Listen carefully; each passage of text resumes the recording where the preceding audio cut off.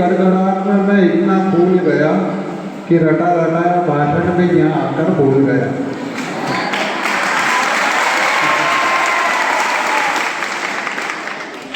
रचना madam ने जो माहौल एक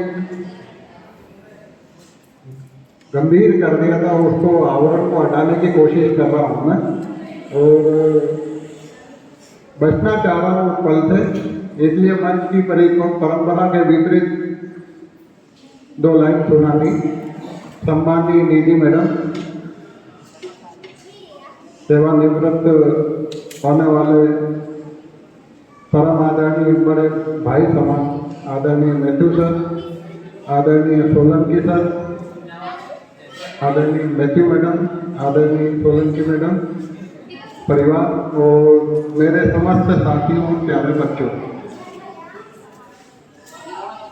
जहाँ तक मैथ्यू सर के व्यक्तित्व का सवाल आता है तो उस विराट व्यक्तित्व के आगे कुछ भी बोलना हम लोगों के बस की बात है। बोलना तो ठीक है, उसको आचरण करना भी हमारे बस की बात है।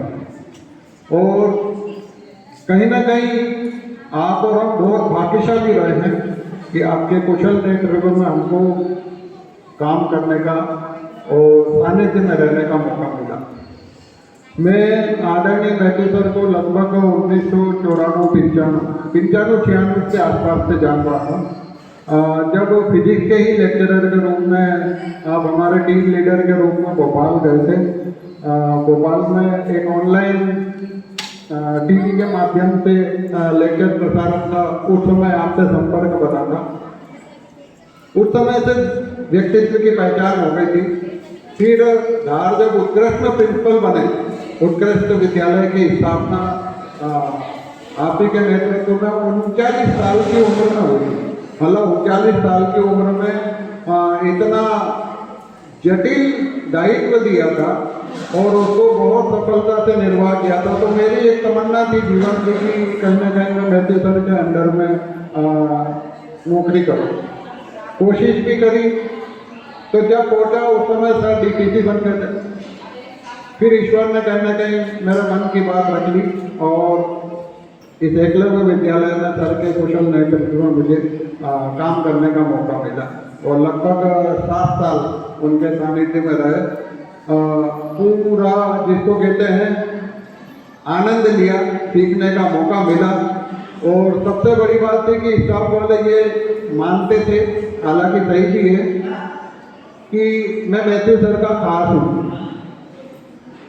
जब भी कुछ काम बनवाना हो तो मिश्रा जी को आगे कर दिया। मिश्रा जी धीरे से जा रहे हैं मैथ्यू सर के पास में, इधर उधर की बात करके अपनी बात रखी।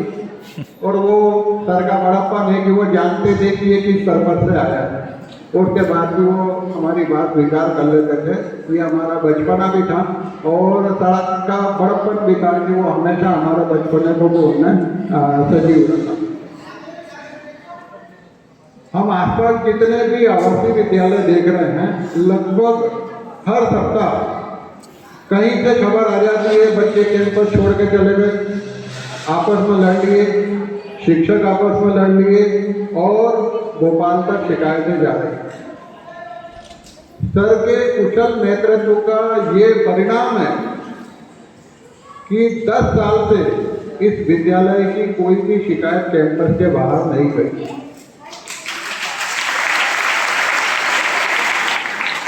न बच्चों में आपस में कोई लड़ाई हुई और न स्टाफ के बीच कोई वैमनस्य से बाहर आया। तो इतनी कुशलता शायद मध्य प्रदेश में तो किसी भी प्राचार्य में नहीं होगी। और मैं कहना चाहता हूँ कि पूरी सेवा काल में निर्बाध तरीके से यदि सेवा निवृत्त हो रहे हैं तो ये मान के चलो कि सरकारी नौकरी में भारत रत्न पुरस्कार से भी कम नहीं। आपके ऊपर एक भी इल्जाम नहीं है और सेवा निवृत्त हो जाना, ये किसी अपने आप में सर्वश्रेष्ठ पुरस्कार है। लगातार कर्मठता, टांडा का कैंपस देखा मैंने, देवला का देखा, धार उत्कृष्ट का देखा, ज्ञानोदय का देखा और अभी वर्तमान में एकलव्य का देख रहा हूँ। इनने जो प्रेम, समर्पण और भावनाओं से जो पौधे लगाए वो पौधे आज इनकी कर्मठता को व्यक्त करते हैं। हजारों लाखों पक्षियों का कलरव आप ही के गुणगान गाता है। यह आपकी पहचान है कि चले भी जाओ उसके बाद भी वहां आपके नाम का गुणगान होता रहेगा। ईश्वर इनके व्यक्तित्व की एक झलक भी हमको दे दे तो हम भी कहीं ना कहीं अपने मार्ग पे सफल हो जाएंगे। आप लोग बड़े भाग्यशाली हो कि इतने महान व्यक्ति के सानिध्य में आप लोग पढ़ाई कर रहे हो। इसका महत्व आपको आज पता नहीं लगेगा, जब आप अपने कार्य क्षेत्र में जाएंगे तो पता लगेगा कि नहीं, वो समय हमारे लिए गोल्डन पीरियड था।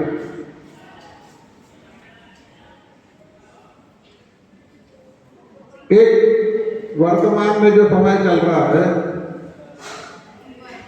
एक समरसता की भावना, हमको हमारे धर्म के बारे में जितना नहीं पता है उससे कहीं ज्यादा सर को पता है। इतना बड़ी बात होना, कहीं भी किसी भी धार्मिक कार्यक्रम हो उसमें बढ़ चढ़ के भाग लेना और हमको प्रेरणा देना, ये आज की तारीख में हर किसी का कलेजा नहीं है इसमें। चाहे पिछले साल 22 जनवरी को यहाँ पर सुंदरकांड का आयोजन था, तो उसमें भी बढ़ चढ़ के तन मन और धन से सहयोग देना, ये क्वालिटी हर किसी में नहीं होती है। उस पल का मैं साक्षी हूं जब स्वर्गीय पिताजी अंतिम अवस्था में